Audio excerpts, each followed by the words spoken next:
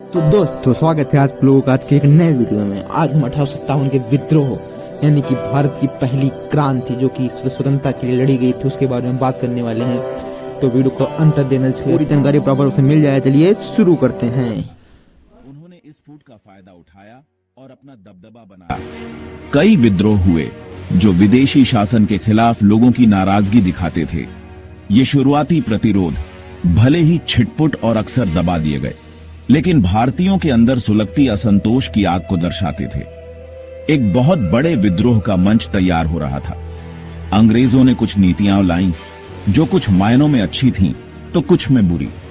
जैसे पश्चिमी शिक्षा और कानून व्यवस्था का आना एक बड़ा बदलाव था, लेकिन ये बदलाव अक्सर भारतीय रीति रिवाजों को नजरअंदाज करके लागू किए गए।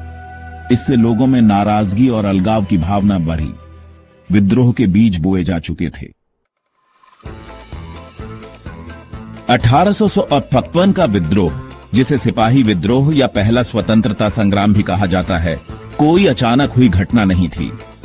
यह दशकों से चले आ रहे असंतोष का नतीजा था, जिसके कई कारण थे। ये कारण भारतीय समाज के हर वर्ग को प्रभावित कर रहे थे। एक मुख्य कारण था अंग्रेजों की राज्य हड़पने की नीति। इस नीति से उनका इलाका बहुत तेजी से बीए जा रहा था। अवध, जो उत्तर भारत का एक प्रमुख राज्य था, को कुशासन के आरोप में हड़पना लोगों को बहुत नागवार गुजरा। इस कदम ने समाज के एक ताकतवर हिस्से को अंग्रेजों के खिलाफ कर दिया। एनफील्ड राइफल का आना विद्रोह की चिंगारी बन गया। इन राइफलों के कारतूसों में गाय और सूअर की चर्बी होने की अफवाह फैल गई। यह हिंदू और मुस्लिम दोनों सैनिकों के लिए बहुत अपमानजनक था, जो कंपनी की सेना का बड़ा हिस्सा थे। सिपाहियों का इन कारतूसों का इस्तेमाल करने से इनकार करना विद्रोह की शुरुआत थी। इसने विद्रोह की आग भड़का दी, जो जल्दी ही उत्तर और मध्य भारत में फैल। पासा पलटा, विद्रोह का दमन। अंग्रेज, जो शुरू में विद्रोह के पैमाने और उसकी तेजी से हक्के बक्के रह गए थे, उन्होंने क्रूरता से जवाब दिया। उन्होंने ब्रिटेन और अपनी दूसरी कॉलोनी से और सेना बुलाई। अंग्रेजी सेना की बेहतर तोपों और संगठन ने धीरे धीरे विद्रोहियों के खिलाफ पासा पलटना शुरू कर दिया।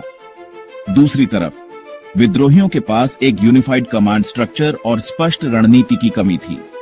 हालांकि वे बहुत बहादुरी और दृढ़ता से लड़े, लेकिन आंतरिक मतभेद और संसाधनों की कमी ने उनके प्रयासों में बाधा डाली।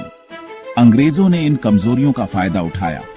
लंबी घेराबंदी के बाद सितंबर 1855 में दिल्ली का गिरना इस संघर्ष में एक बड़ा मोड़ था। बहादुर शाह जफर को पकड़ लिया गया और देश निकाला दे दिया गया। यह विद्रोह के अंत की शुरुआत थी। अगले कुछ महीनों में अंग्रेजों ने व्यवस्थित रूप से बचे हुए भारतीय इतिहास में एक महत्वपूर्ण मोड़। 1857 का विद्रोह हालांकि अंग्रेजी शासन को उखाड़ फेंकने के अपने तत्कालिक उद्देश्य में असफल रहा, लेकिन भारतीय इतिहास के कोर्स पर इसका गहरा प्रभाव पड़ा।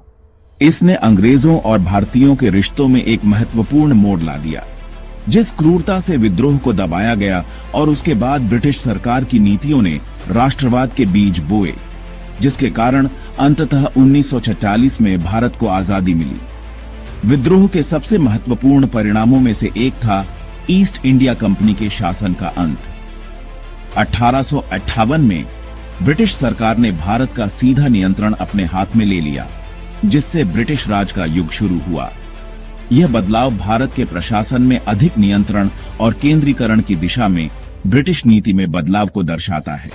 विद्रोह के कारण ब्रिटिश भारतीय सेना की संरचना में भी महत्वपूर्ण बदलाव हुए। भारतीय सैनिकों का अनुपात कम कर दिया गया और किसी भी भविष्य के एकीकृत विद्रोह की संभावनाओं को रोकने के लिए रेजिमेंटों को पुनर्गठित किया गया। इसके अलावा अंग्रेज भारत में सामाजिक और धार्मिक संवेदनशीलताओं के प्रति अधिक सतर्क हो गए। 1857 का विद्रोह हालांकि क्रूरतापूर्वक कुचल दिया गया, लेकिन भारतीय मानस पर एक अमिट छाप छोड़ गया। इस बात अगर आपको वीडियो अच्छा लगा होगा, जो कि भारत की 1857 की क्रांति के पहले स्वतंत्रता संग्राम के बारे में था, अगर वीडियो अच्छा लगा हो तो वीडियो को लाइक कर देना और ऐसे कमाल वीडियो देखने के चैनल को सब्सक्राइब जरूर करें। तब तक के लिए टाटा बाय बाय। जय हिंद, जय भारत।